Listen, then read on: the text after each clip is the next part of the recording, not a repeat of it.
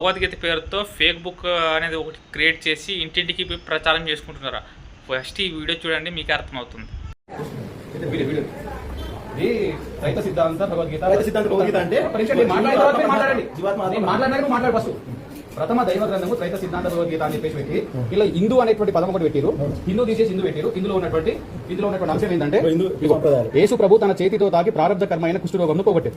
అట్లే గుడ్డివాని కళ్ళకు చూపు తెప్పించారు. ఇక్కడ యేసు ప్రభు శరీరం నుండి బయటకు వచ్చి జ్ఞానాన్ని గుడ్డివాని శరీరంలో అంధత్వమునకు కారణమైన ప్రారంభమును కాల్చివేయడం వలన వానికి వెంటనే చూపు వచ్చింది. అంటే యేసు ప్రభువును హైలైట్ చేస్తూ ఎందుకు రాసి భగవద్గీతలో యేసు ప్రభు ఎందుకు వచ్చిండు? హిందూ మతం ఉన్నారట. మా ఇంటికి వచ్చి మాట్లాడుతున్నావు కాబట్టి చెప్తున్నా. నేను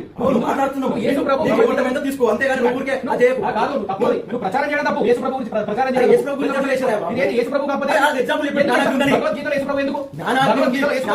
చెప్పడానికి భగవద్గీతలో యేసు ప్రభు ఎందుకు తీసుకుంటారు? ఎగ్జాంపుల్ నీకే రాముడు లేడా, కృష్ణుడు లేడా? చుట్టూ పడేస్తుంది అవి కూడా చూసుకో. యేసు ప్రభు ఎందుకు వచ్చింది చెప్పు. చెప్పు ప్రభు ఎందుకు వచ్చిందని అడుగుతున్నావు కదా. ప్రభు గురించి అడగలేదమ్మా, నాకు బయట అవసరం లేదు. భగవద్గీత పెట్టుకొని భగవద్గీతలో యేసు ప్రభు ఎందుకు వచ్చిందా? ఎగ్జాంపుల్ చూసుకోవాలి. యేసు ప్రభు ఏం సంబంధం అన్నా? గురించి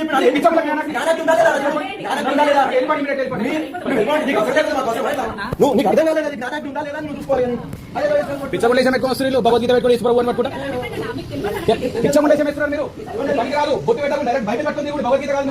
యేసు ప్రభు గురించి ప్రచారం చేస్తారు. పిచ్చోళ్ళగా మాట్లాడుకో. మనోభావ దాటని చెప్తున్నా. మనోభావ దాటని మీరు చేసేయాలి.